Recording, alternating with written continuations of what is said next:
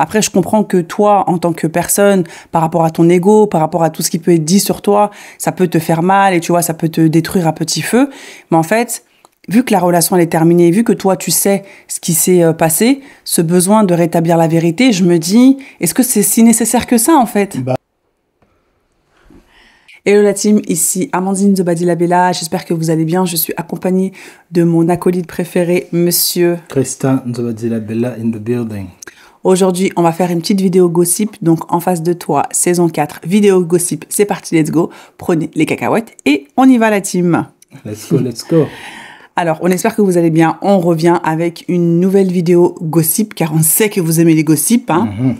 Vous êtes premiers sur les gossips, la team, on revient sur une vidéo concernant la rupture.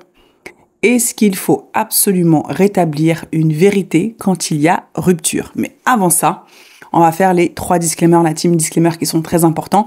Le premier, c'est que nous ne sommes pas des professionnels, Christin et moi. On discute, on partage nos avis sur des thématiques et on attend vos retours. Le deuxième disclaimer, la team, on se base sur des généralités. Donc quand on dit les hommes ou les femmes, évidemment, on ne parle pas de toutes les personnes qui habitent sur cette planète. Et le troisième disclaimer, la team, c'est la bienveillance est de mise sur en face de toi. Parfois, Christin et moi, nous ne sommes pas d'accord, mais on se respecte, on ne s'insulte pas et on vous demandera de faire la même chose. Sinon, on vous bloque et on vous supprime. Yes. Voilà. Alors, comme j'ai dit, j'ai voulu faire cette vidéo car j'ai vu un gossip passer sur la toile et j'ai voulu avoir l'avis de Christin et surtout avoir vos retours par rapport à ce gossip-là. Donc, c'est une affaire qui concerne une personnalité très connue, donc qui s'appelle Kalash. D'ailleurs, shout out à toi, Kalash, si tu vois cette vidéo, si tu veux venir sur en face de toi. Et son ex-belle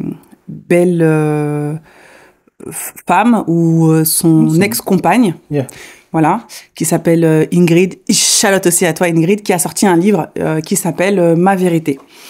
Donc moi, le livre, je ne l'ai pas encore lu. Je ne sais pas si je vais le lire. Mais en tout cas, j'ai vu énormément de choses qui sont passées sur Twitter, parce que vous savez, moi, je suis Madame Twitter.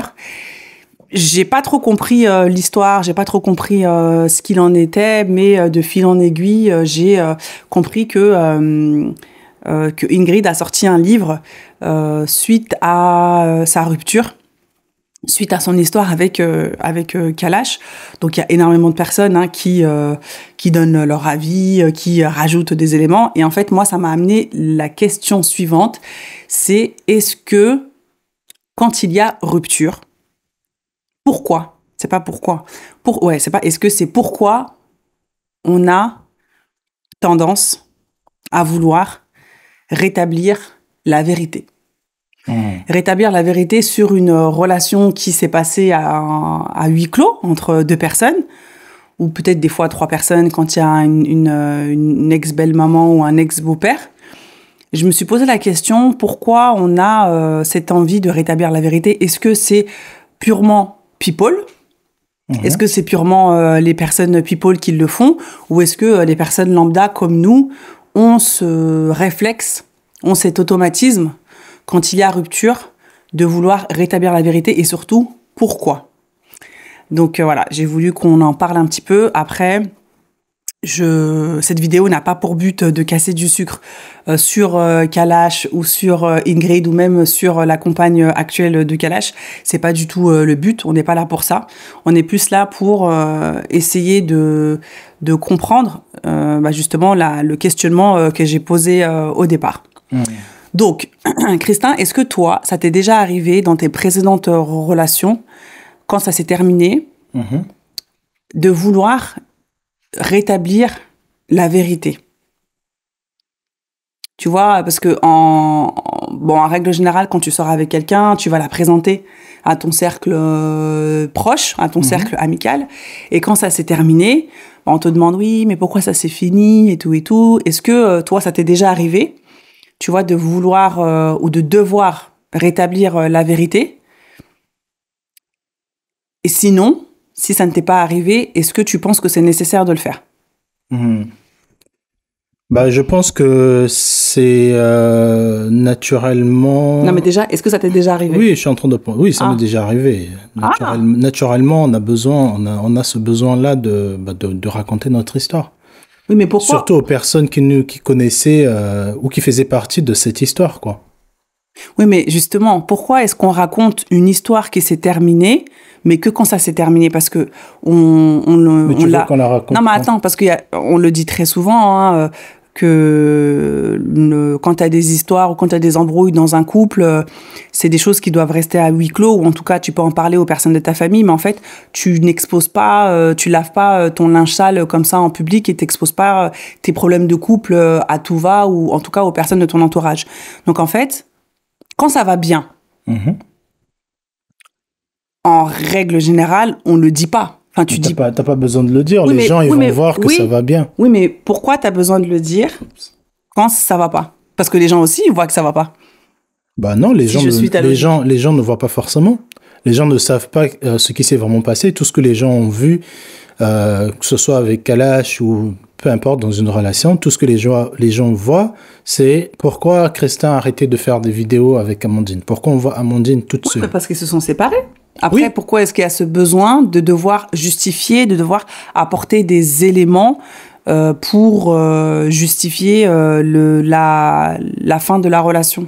Bah, Est-ce que c'est de l'ego? parce que Propre. c'est moi je pense que parce que c'est déjà parce que c'est des personnalités publiques.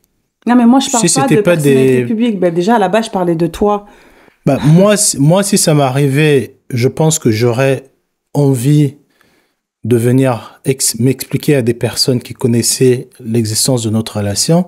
Si j'ai eu, je sais pas moi, plusieurs versions, il y a eu des gens qui ont interprété pourquoi je suis parti, pourquoi on s'est séparés. Je pense que j'aurais cette envie-là de rétablir la vérité. Mais pourquoi? Bah pour dire aux gens comment ça s'est réellement terminé, parce que bah si tu t'es terminé avec ta copine parce que j'en sais rien, parce que soit tu l'as trompé ou elle t'a trompé, et que les gens ne savent pas vraiment ce qui s'est fait, les gens savent juste que c'est toi qui l'avais fait une dinguerie, bah à un moment donné tu vas dire non, ce que les gens racontent là, ce que j'entends dans les rues, bah en fait c'est du n'importe quoi. Ça fait 5 ans que je dis rien. Là je pense qu'il est temps que un tel qui connaissait notre relation et qui sont au courant de ces rumeurs-là qui sont en train de courir sur notre séparation. Je vais prendre le temps de leur dire. Moi, je pense que je le ferai. D'accord. Après, Et j'entends. toi, tu t'es jamais séparé avec quelqu'un et cette personne avait raconté des Non. trucs sur des gens et Sur des après gens quand vous êtes séparés, je sais pas, sur moi une amie, sur toi, et quand tu t'es rencontré avec ces personnes, tu as eu le besoin de dire non, mais au fait, tu sais, c'est lui qui m'avait fait ça, c'est pas moi, machin. Non. Honnêtement, ça m'est jamais arrivé. J'ai jamais eu des dingueries de la sorte à devoir me justifier devant une personne qui me dit ah mais en fait t'es plus avec un tel parce que tu lui as fait tel truc quoi. Oui, mais je Moi, dis, si c'était arrivé, est-ce que tu pourrais, Je sais pas. tu Franchement, pourrais dire à la personne, bah, en fait, bah non, c'est pas moi qui ai fait ça, c'est lui qui a fait tel truc. bah je sais pas parce qu'en fait, alors dans un sens oui, tu pourrais, mais en fait ça sert à quoi? Parce qu'au final, l'histoire que tu as vécue avec la personne, c'est une histoire qui était à huis clos et en fait c'est pas une histoire qui doit être su par tout le monde. Après je comprends que toi en tant que personne, par rapport à ton ego, par rapport à tout ce qui peut être dit sur toi, ça peut te faire mal et tu vois ça peut te détruire à petit feu, mais en fait vu que la relation elle est terminée, vu que toi tu sais ce qui s'est passé, ce besoin de rétablir la vérité, je me dis, est-ce que c'est si nécessaire que ça en fait? Bah, moi, je pense que Après les personnes qui le font, moi je juge pas, hein, mais c'est juste je me dis, est-ce que c'est si nécessaire de faire ça? Parce que ta version, ma pour des version, personnes lambda, non. t'as Non, des personnes lambda qui via leur réseau disent des trucs parce qu'ils ont ils ont Oui, leur mais famille, ils ont c'est- les amis qui les suivent, donc c'est pas que Voilà, les personnalités publiques qui peuvent faire ça. C'est ce que je dis, je prends l'exemple quand même du sujet qu'on a pris au début pour ensuite appuyer mon avis. Si ta réputation tient on va dire sur ta survie, bah quelque part, tu as besoin de le faire.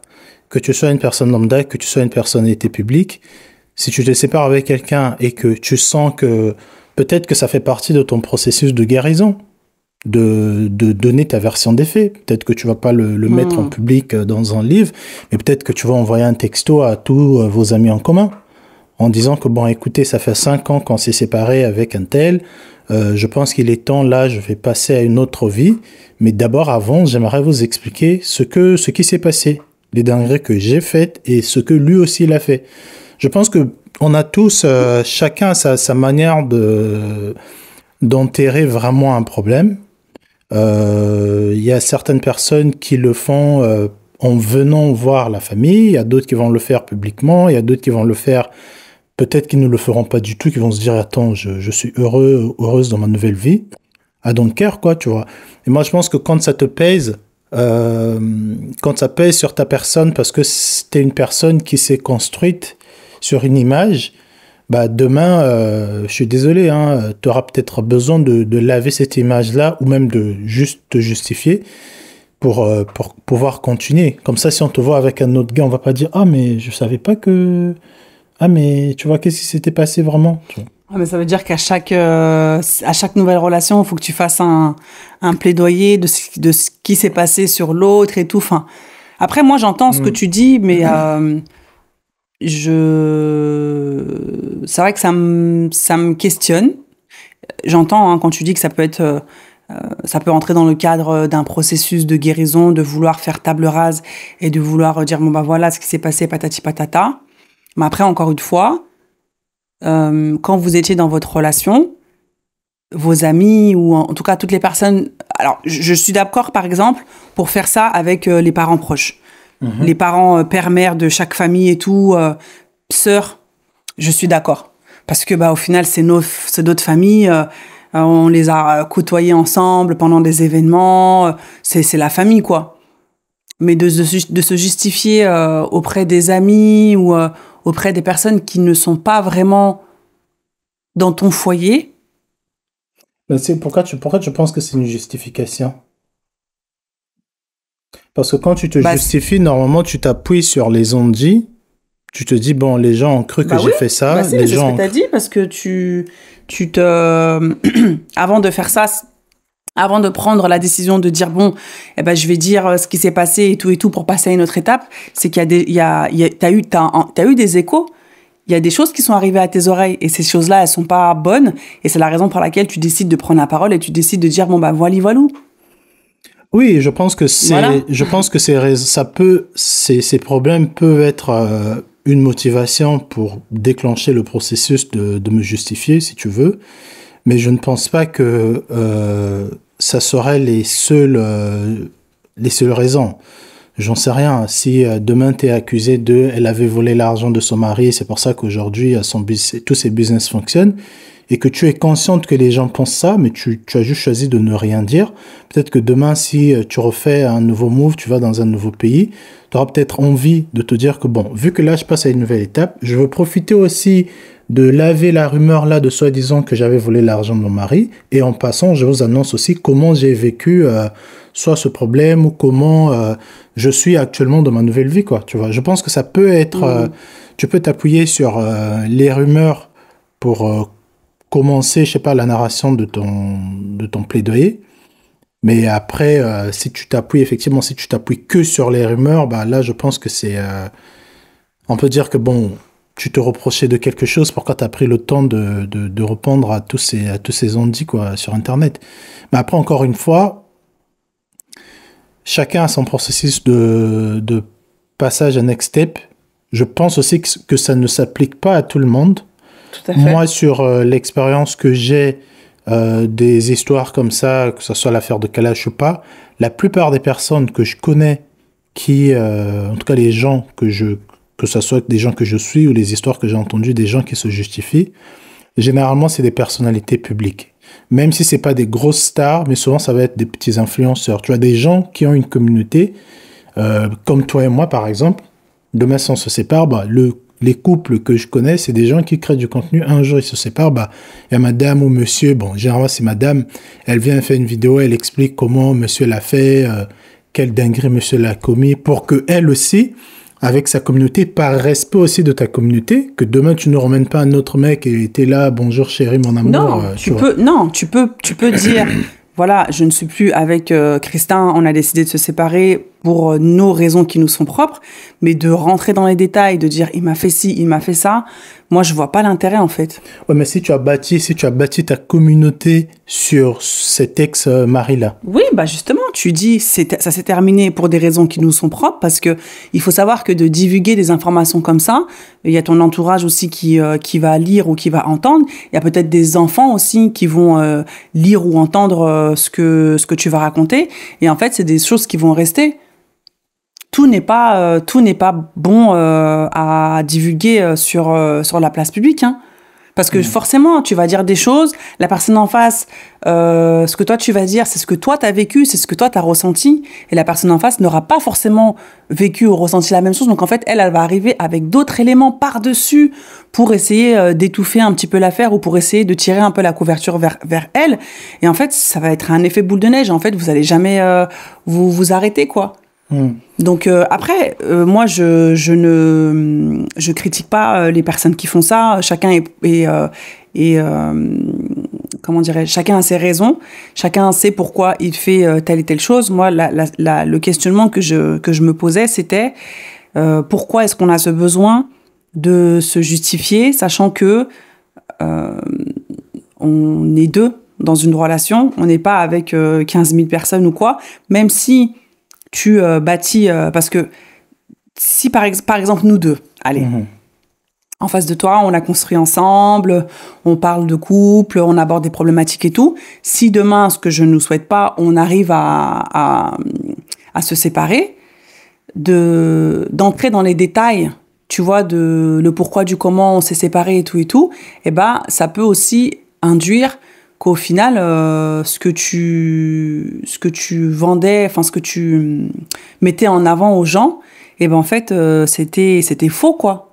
Bah non, moi je trouve que c'est de la transparence et tu peux pas être transparent avec des gens qui te connaissent pas. Ben, dans ces cas-là, montrez toute votre vie. Dans ces cas-là, montrez toute votre vie en fait. Oui, mais parce que déjà encore une fois, quand tu t'es pas obligé effectivement de raconter tout. Bah oui, quand tu n'as pas bâti un certain produit ou une certaine communauté sur une image.